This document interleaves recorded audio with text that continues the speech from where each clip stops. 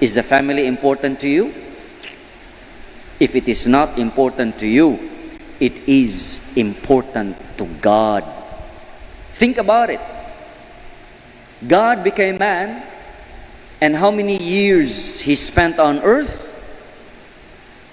33 years. How many years He spent in the family?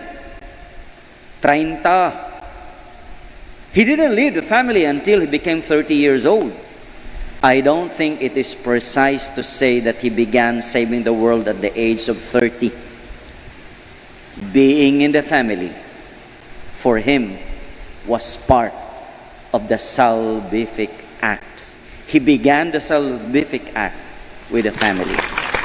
30 years staying with Joseph and Mary. Sisters, today, let us reflect on some tips how to keep our family sacred as the Holy Family was sacred. Let's follow the syllabus F.A.M.I.L.Y. F stands for forgiveness. My dear brothers and sisters, the Holy Family was persecuted, but Joseph had no hatred in his heart. And I think they had that tremendous power of forgiveness in their hearts because in the first place, they practiced forgiveness in the family. The act of forgiveness to the enemies, even to the persecutors of Jesus, was an overflow of the forgiveness that they experienced in the family. If there's no forgiveness in the family, you won't last. Why? Family is made of imperfect people. There's no perfect husband. There's no perfect wife. In the first place, dagko na mong nagkita. Mag-away mga mga naigsuon nga nagdungan, nagtubo. Magdinumtanan mga mga igsuon nga gadungan sa dinas pamilya for so many years, and they grow up getting used to their own weaknesses. How much more couples? So, it's important that you have the attitude of forgiveness, and forgiveness is not possible without the grace of God. And learn the language of the palautang. The palautang have the language of forgives.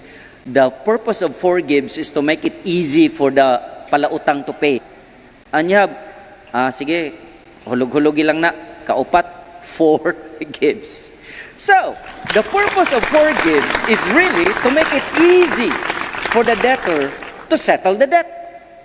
So if you have an enemy, or if you're in conflict with your spouse,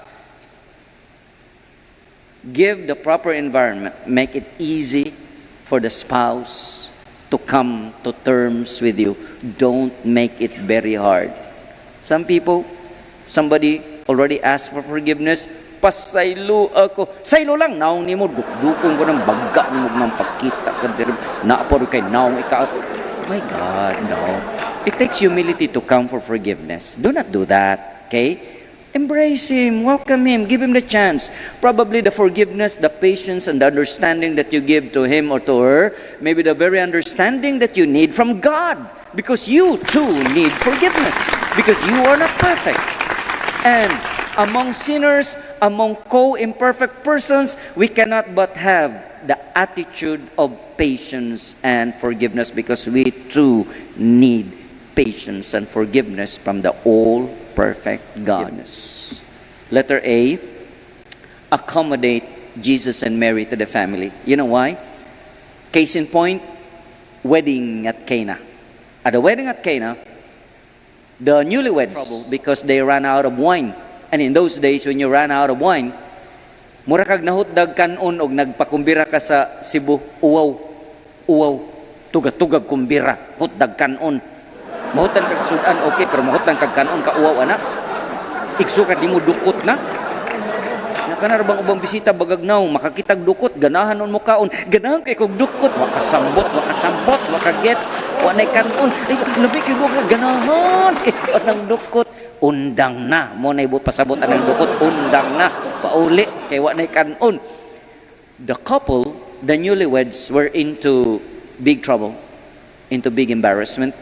But before they realized that, because Mary was there, it was Mary who took the initiative of telling Jesus, Dong, they have no more wine. So if you accommodate Mary and Jesus in the family, long before you realize and you feel there is a problem, Mama Mary will be there ahead of you, praying to God, please intercede for them. And when Jesus would say, adik ko, karon lang na mangayog, tabang nako, ug hayahay, di magampo, ug magkalisod magampo, di ko, Mama Mary will be there with the power of intercession that Jesus cannot refuse, as it happened at Cana. Yeah, correct. Letter M stands for mission. What is the mission of the family? Yeah. What are you family for? Of course, to love one another.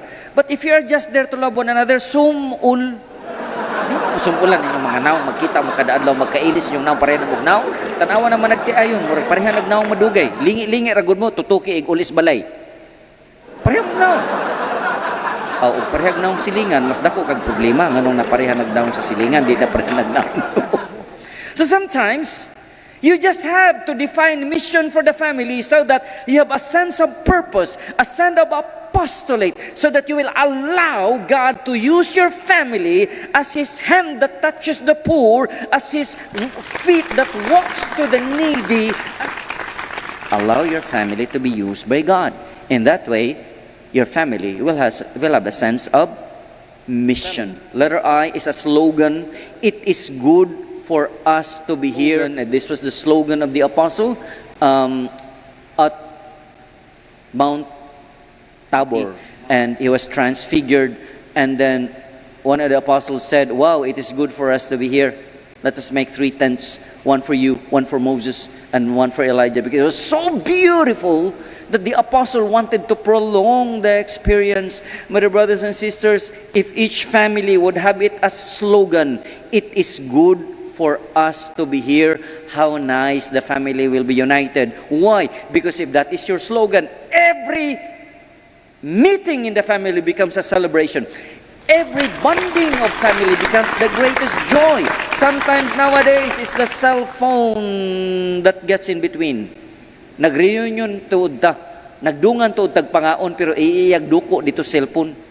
So dear brothers and sisters, I hope that being together in the family is still the source of joy for you.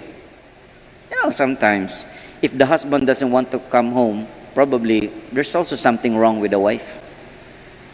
Ang bana gud gikapoy gunas trabaho ganahan mo pahuway kasi ganahan mo uli anag magsigyaw-yaw igabot. September pa lang nangita nas bonus. Hay ang bonus. Han ang 13-month pay. September pa. Dili mo look forward ang husband og pauli kay saba sad di saga ka pahuway nya magsigig duda. Nakay chikinini diri. Laboy nauntog na dito nauntog. Si tagtrabaho dis pa mi nauntog ta pasangilan pa ta. Nauntog untog ngano na lipstick. So probably the wife doesn't trust you because many times sige na sa kagpamakat. So di na sa kasaligan. But how I wish, my dear brothers and sisters, that you have to review your priorities and you have to realize that every coming home should be a kind of reunion, a reason to celebrate, just as the slogan says it is good for us to be here. L stands for love. Some people, they keep repeating love and they do not do anything. Sige lag pamulatik sa asawa, love you, love you. Nya, sige sag pamabay. To repeat love 5 times. Maybe we can do that. Can we do that? Say love 5 times. Ready? Go. Love, love, love, love, love. Wait. There's something wrong with my ear. But it sounds like blah, blah, blah. Can you say love? Please, not blah, blah, blah. Love. Ready? Go. Love, love, love, love, love, love. Still, it sounds the same. Blah, blah, blah, blah, blah. Because only when you do it, you can be understood that you are saying love and not blah, blah, blah.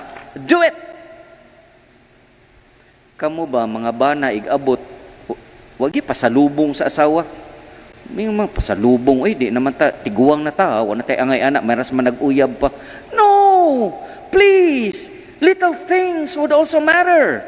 Daghang paan dito, na may tindahan good. Nakadaghan ditong mapalit na sa atbang. No!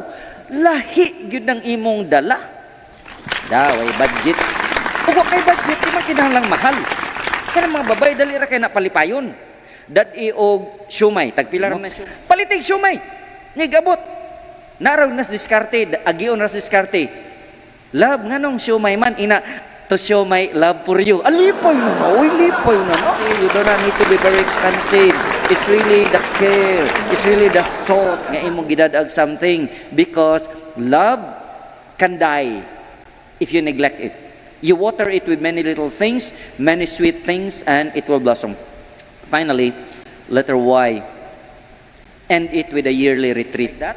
Sige lang mo pangaon sa banding, pangaon sad mo spiritually. Bring them to confession also. Ang papagi mag-unag pangumpisal as a good example to their children. Strong. I think to all of us, deep in the heart, the family is important. Only sometimes we tend to forget it. But that's why you need this aid, the F.A.M.I.L.Y, in order to strengthen our family. And with God and Mary present in our families, we hope that it will mimic the holiness of the Holy Family.